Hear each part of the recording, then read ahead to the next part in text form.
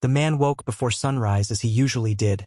The air was cool and the sky still carried the dim gray of early dawn. He stretched his arms and expected the same silence he always loved on his ranch, the quiet that came from wide open fields, the distant calls of birds, and the soft rustle of trees swaying in the wind. But this morning the silence was broken. The sound was harsh, steady, and unnatural, a low growl followed by a pounding rhythm that shook the earth beneath his feet. He sat up, his brow furrowed, at first thinking it was thunder or maybe construction far down the road. But the sound grew louder, closer, and the vibrations reached through the floor of his home. He rose quickly, pulling on his boots, stepping onto the porch, the cool air hitting his face, and what he saw made his eyes narrow. Near the barn at the edge of his property, machines had rolled in, large yellow drilling rigs with heavy arms biting into the soil, dust rising in thick clouds as metal teeth chewed into the ground. Workers in vests shouted orders to each other, their helmets gleaming under the weak light. Behind them stood familiar figures, HOA members with their arms crossed proudly, Karen at the front with her chin lifted, her sharp eyes fixed on the hole that was already forming in the earth. The man's face did not twist with anger. He did not shout. He simply stepped down from his porch slowly, his boots crunching against the gravel. He walked toward the barn, his gaze sweeping calmly across the scene. Neighbors had already begun to gather, pulled from their beds by the roar of the machines. They stood in small groups near the fence lines, their faces pale with confusion. Some whispered that the HOA must be building something important. Others shook their heads in disbelief, wondering why they were digging on the man's land at all. The man reached the edge of the machines, his calm voice carrying easily over the roar. "What are you doing on my land?" His words were direct, not shouted, but strong enough to cut through the noise. The workers glanced at him nervously but quickly turned away. Their orders were clear: ignore him. Keep drilling. Karen smirked, stepping forward, her voice shrill but proud. "We are providing for the community," she declared loudly enough for the neighbors to hear. "You have kept the water to yourself for too long. So the HOA has decided to dig a well here, for everyone." She waved her hand dramatically at the machines, ignoring the fact that they were tearing into land that was not theirs. The neighbors gasped, some clapped nervously, others whispered in doubt. The man's calm eyes scanned the ground. He saw the markers he had placed years ago, small iron rods pressed into the soil, warnings no one else understood. His gaze lingered on them, and then his lips curved into the faintest smile, a smile that unsettled Karen. She frowned and shouted, "Don't look at me like that. You cannot stop progress. Rules are rules. The HOA decides what is best." The drilling grew louder, the machines biting deeper into the earth. The man stood silently, his arms folded, his eyes fixed on the dust cloud rising higher. Neighbors shifted uncomfortably.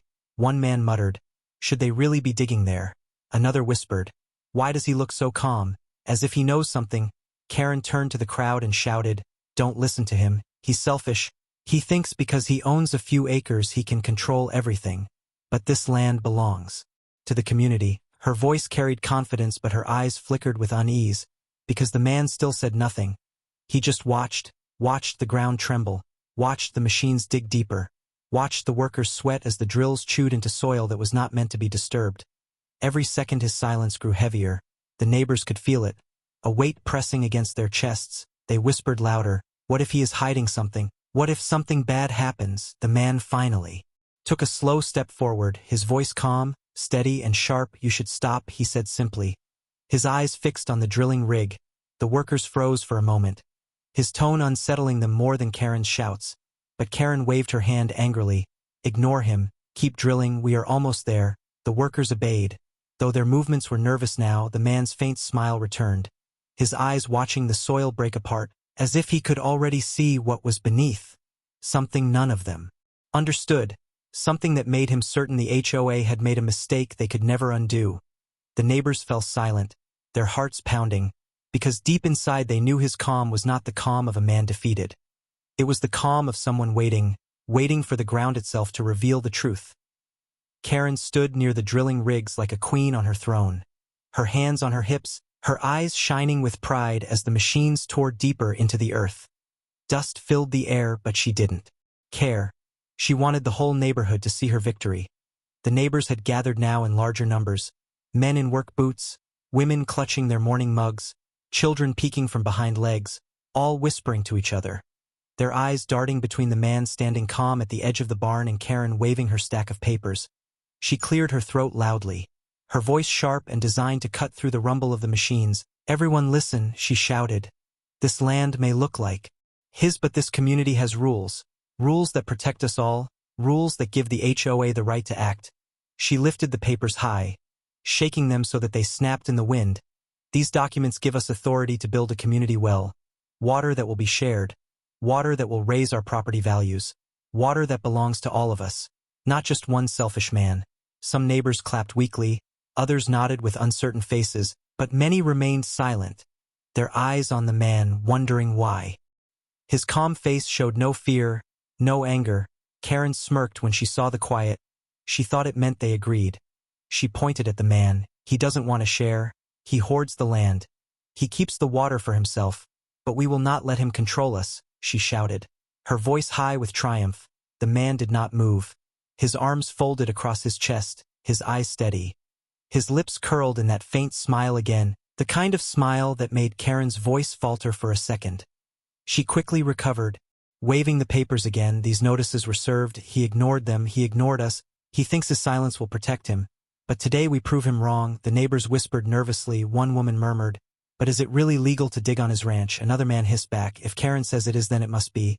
Yet their eyes betrayed doubt. Karen stamped her heel against the dirt and shouted louder, "Don't question the rules. The HOA has the right to decide. Without rules we are nothing. Without rules this place falls apart." She turned back toward the man, her fingers stabbing through the dust-filled air. "Your time is over. We are in charge now." Her words hung heavy, the drilling machines roaring like beasts behind her, the workers sweating as they forced the drills deeper. But still the man said nothing. He only let his eyes drift slowly toward the ground, his gaze settling on the exact spot where the drills bit hard. His calm stare was unsettling, almost as if he could see through the soil itself. Neighbors noticed and began whispering more. "Why does he look like that?" one asked. "Does he know something?" Another added. Karen grew impatient, her voice rising with anger. "What are you staring at?" she barked. "Your land is ours now. This well belongs to everyone." But her voice cracked at the end, betraying the unease creeping into her chest. The man finally spoke, his voice calm and steady. "You should not be digging there." Just 7 words, spoken without anger. But they struck the crowd harder than Karen's shouting.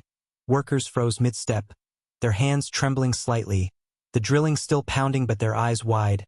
Karen laughed harshly. "Don't listen to him," she sneered.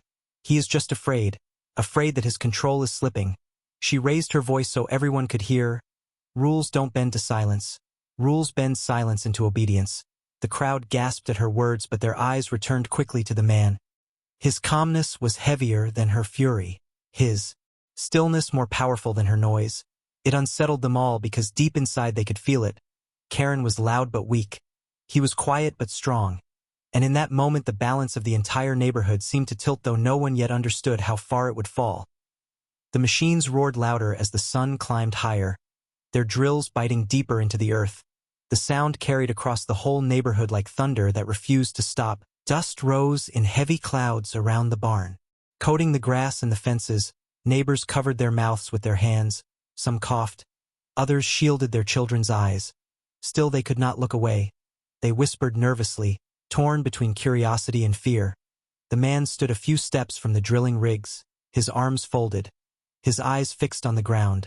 His calmness was strange, too strange for the moment, because everyone else was restless, everyone else was worried. But he stood still, like a stone unmoved by storm. One of the workers, a young man with dirt smeared across his helmet, glanced nervously at him. The steady gaze made his hands shake. He leaned toward his partner and whispered, "Why does he look like that? Like he knows something." The other worker hissed back, "Just keep digging. Orders are orders." Karen's sharp voice cut through the noise. "Don't slow down. Keep drilling, deeper." She waved her arm like a conductor of chaos, her pride swelling with every spin of the machine. The man tilted his head slightly, his eyes settling on small markers near the soil, rusted iron rods half buried in the dirt. No one else noticed them. No one else cared, but he did. He remembered placing them there years ago when the city engineers came. He remembered the warnings, the maps, the signatures, the truth that slept beneath the earth. He let a faint smile touch his lips, not a smile of joy, but of certainty, a smile that made Karen's shouts sound hollow. A neighbor standing near the fence leaned closer to. Another, "Did you see that? Why is he smiling?" Another whispered. "Maybe he knows something bad will happen." Karen heard their murmurs and shouted louder, "Don't listen to him, he's bluffing. He's trying to scare us. Rules are rules and we are the rules." Her voice cracked with desperation, but she forced it higher. The drills groaned. The ground trembled. A low vibration running through the soil. Some of the neighbors stepped back nervously. The tall man from the HOA board looked uneasy but stayed. Silent, the shorter woman clutched her clipboard tightly, her knuckles white. The workers pressed on. Though sweat dripped from their brows and their eyes darted nervously toward the calm figure who had not moved. Finally the man spoke. His voice even, steady and chilling. "You should stop before it's too late." Just 9 words, spoken softly. But they carried across the crowd louder than the machines. The neighbors froze.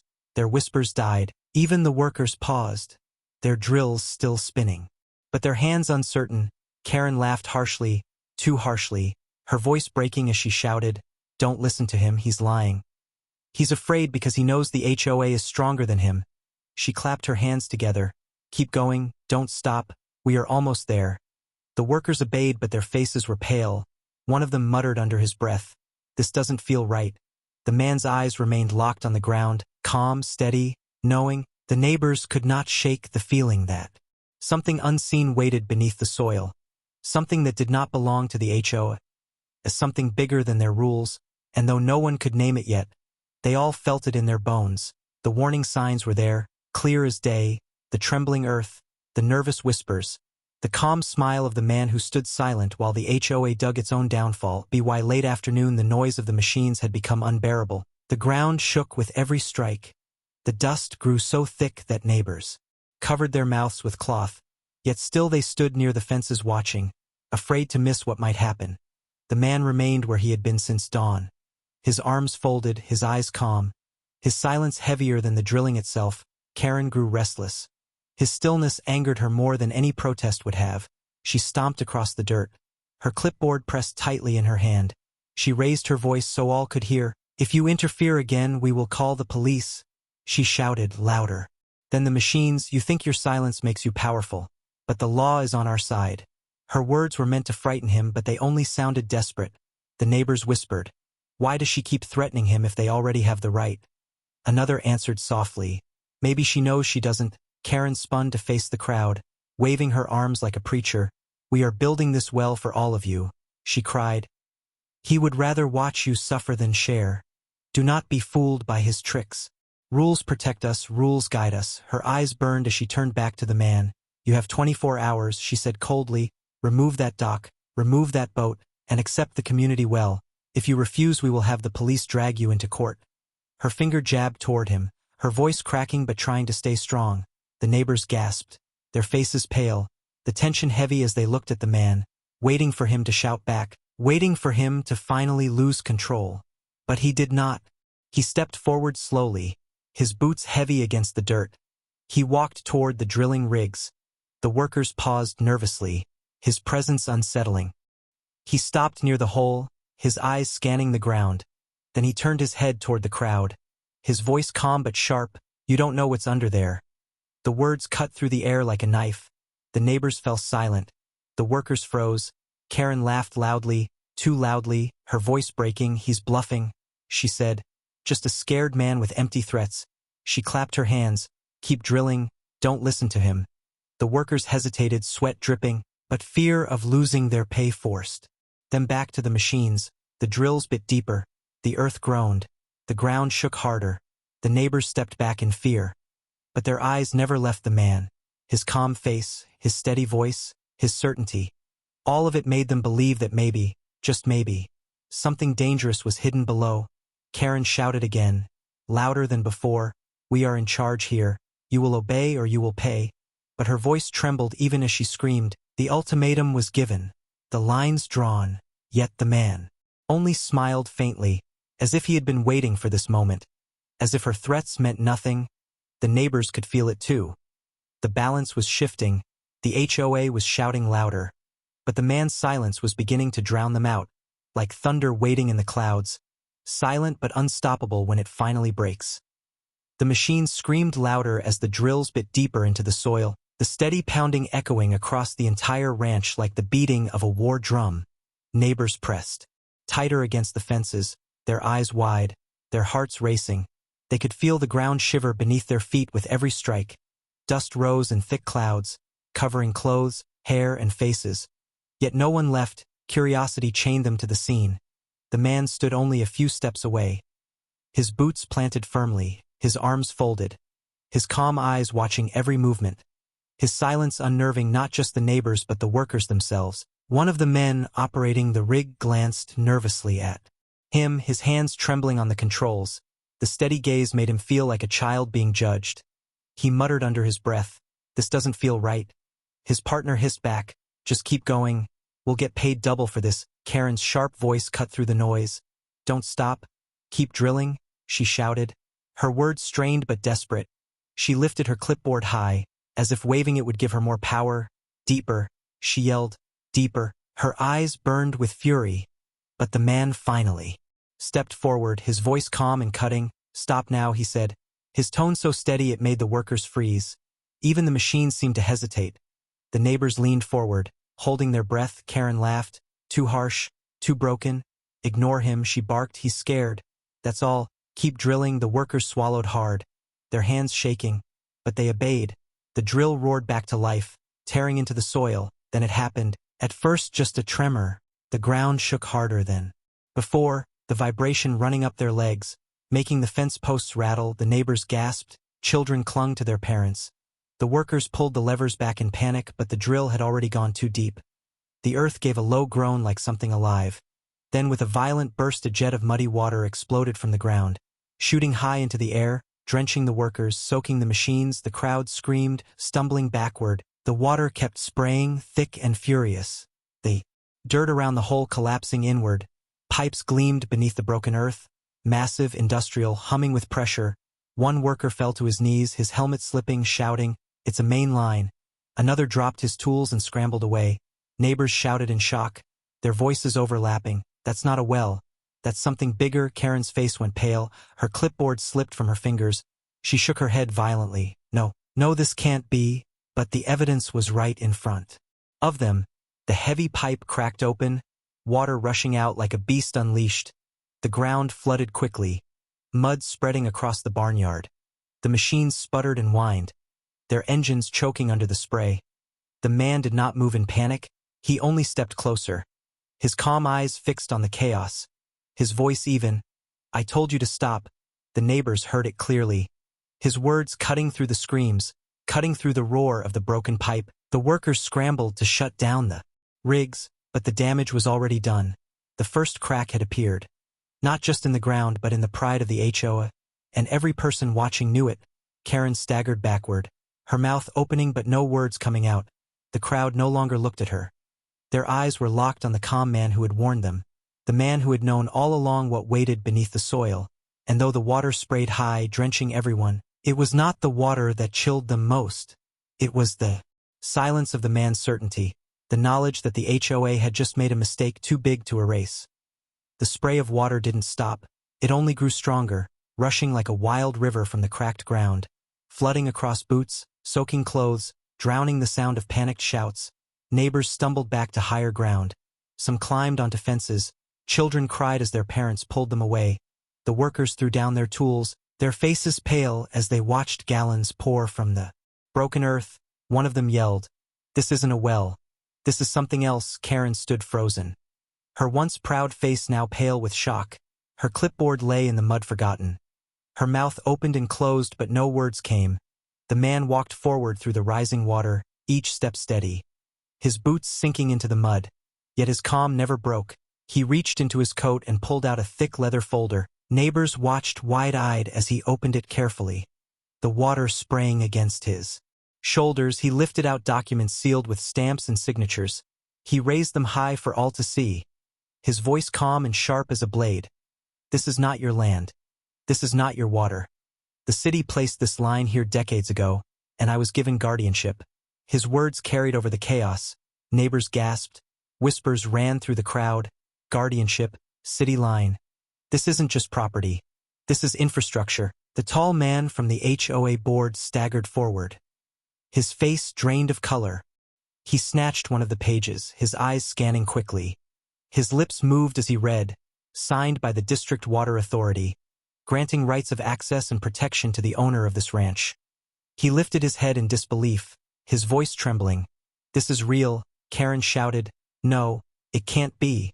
But the shorter woman grabbed another page from the man's hand, her knees almost giving out as she read aloud, "All damages caused to this line will fall under federal violation and be subject to fines and prosecution." Her voice cracked at the word prosecution. The neighbors gasped louder. Some covered their mouths in shock. Others stared at the water now gushing uncontrollably, realization dawning that this wasn't a simple mistake. This was a disaster. Karen's eyes darted wildly, her voice shrill. "He forged this. He's lying. Don't listen to him." But her words sounded weak, drowned out by the hiss of water and the heavy truth of stamped seals. The man calmly gathered the documents back, tucking them into his folder. He looked at the crowd. His voice steady again. "I warned you. I told you to stop. Now you see what lies beneath." The neighbors whispered louder. He knew all along. He tried to stop them, and they didn't listen. One man muttered, "If the city finds out, we're finished." Another added, "It's not us. It's the HO." Karen shook her head violently, her hands trembling. She turned to the workers. "Shut it down. Fix it. Hurry." But the workers only stared at the water. Their voices weak. "We can't fix this. This is a main supply line. Only the city can touch it." The panic grew thicker. Neighbors shouted in fear. Some ran back to their homes to call emergency numbers. Sirens echoed faintly in the distance. The man turned his face slightly, the faint smile returning, the calmness of someone who had expected this moment. His silence louder than all the screams, louder than Karen's desperate cries, louder than the roar of water flooding the soil. The shocking truth had been revealed. The HOA had not just broken his land, they had broken the city's lifeline, and now everyone knew the cost would be greater than anything they had imagined. The sound of sirens grew louder. Flashing lights appeared at the end of the dusty road, and soon city trucks and police cars rolled onto the ranch, their tires splashing through the water that now spread across the field. Neighbors rushed back to the fences, whispering frantically, pointing at the broken ground, pointing at Karen, pointing at the calm man who still stood steady with his folder in hand. The officers stepped out quickly, their boots sinking into the mud. City engineers followed, carrying clipboards and equipment, their eyes wide at the sight of the spraying pipeline. One of them shouted, "Shut everything down. Keep people back. This is dangerous." Workers scrambled to pull back the rigs, their engines choking with water, sparks flying as machines groaned. The drilling rigs stood silent at last, but the damage was already done. Water gushed like an open wound in the earth, flooding the barnyard. An officer walked toward the man, his eyes serious. "You called this in?" The man nodded once, calm. "I warned them. They didn't listen." Karen rushed forward, her hair wild, her voice shrill. "Don't listen to him," she shouted. "He's lying. He tricked us. He forged papers." But the man opened his folder again, pulling out the stamped documents, handing them directly to the officer. The officer scanned them quickly, then passed them to the engineer. The engineer's eyes widened. "These are real," he whispered. "Real signatures. Real seals." He looked at Karen sharply. "Who authorized you to dig here?" Karen's face twisted. Her hands shook. We thought." She stammered. "The HOA rules. We had the right." The officer's voice cut through her words. "Rules don't override federal infrastructure. What you did is a crime." The crowd gasped loudly. Neighbors clutched each other. Some even stepped away from Karen, as if her guilt might stain them. The tall board member muttered weakly, "We didn't know." The shorter woman whispered, "We never should have listened to her." Karen spun on them, her face red. "You cowards, don't turn on me now." But their eyes were already downcast, ashamed and afraid. The engineers barked orders, setting up barriers, shutting valves, trying to slow the flood. The officers spoke quietly into radios, calling higher authorities.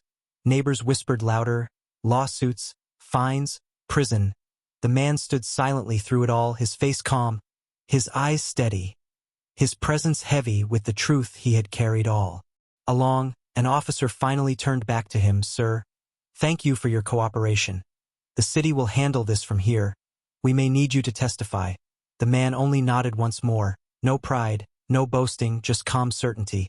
The neighbors looked at him with new eyes, no longer seeing the quiet rancher they had mocked, but the man who had held the truth and let the HOA dig its own grave. The tables had turned completely, the HOA no longer in control, Karen no longer powerful, her voice drowned. Under the weight of the law, the calm man who had said almost nothing now stood taller than all of them, without lifting a finger, without shouting. He had won. The crowd whispered it again and again. He warned them. He told them to stop, and they didn't listen, and now the whole city would make them pay. The chaos slowly faded, but the damage was done. City engineers worked late into the evening, their trucks humming, their lights flashing, heavy equipment pumping out water from the barnyard as they patched the broken line. Neighbors stood in clusters whispering about what had happened. The sight of Karen's proud face turned pale and defeated was something they would never forget. The HOA that once ruled with fear now looked broken, powerless, and humiliated. Karen tried again and again to speak, to explain, to twist the story, but every time she opened her mouth people turned away. No one wanted to hear her voice anymore. Even her own board members refused to stand beside her. The tall man left quietly, his head low. The shorter woman walked home with tears in her eyes. The neighbors had seen the truth with their own eyes, and there was no way to erase it. The man returned to his porch. His boots muddy but his step steady. He set his folder on the table, poured himself a fresh cup of coffee, and sat down in the fading light of the sunset. The orange glow reflected in his calm eyes as he watched the city crews finish their work. Karen stood in the middle of the road, her hands shaking, shouting at anyone who would listen, but no one did. They all ignored her, their whispers sharp and cold. She did this. She led them here.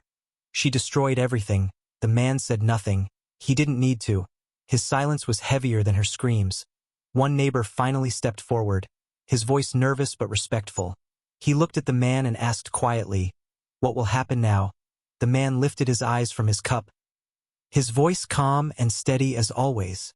"The city will find them, maybe even charge them. They will pay for what they've done. But you will all remember this." His words spread through the crowd, sinking into every heart. The lesson was clear. Karen had shouted about rules, about power, about control. But in the end, none of it mattered against the truth. Property deeds, city authority, and calm patience had destroyed all her noise.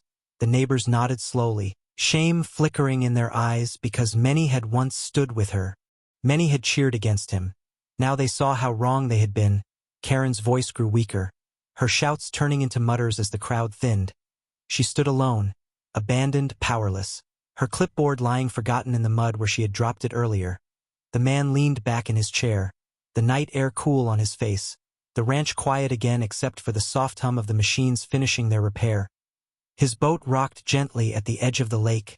Untouched by all the chaos, he looked out across his land, across the fields and the water, his faint smile returning. Not one of triumph but of certainty, because he had never needed to fight, never needed to scream. The truth had always been enough. The neighbors finally understood. True power was not in loud voices or false rules. It was in calm strength and unshakable ownership. As the stars began to appear above the ranch, the community carried that lesson home with them. They knew the HOA was finished. They knew Karen's reign was over, and they knew they would never again question the quiet man who had let them dig their own downfall. The final lesson was carved into their memories forever. Sometimes the strongest weapon is silence. Sometimes the loudest answer is calm. And sometimes the ones everyone underestimates are the ones who own everything beneath their feet.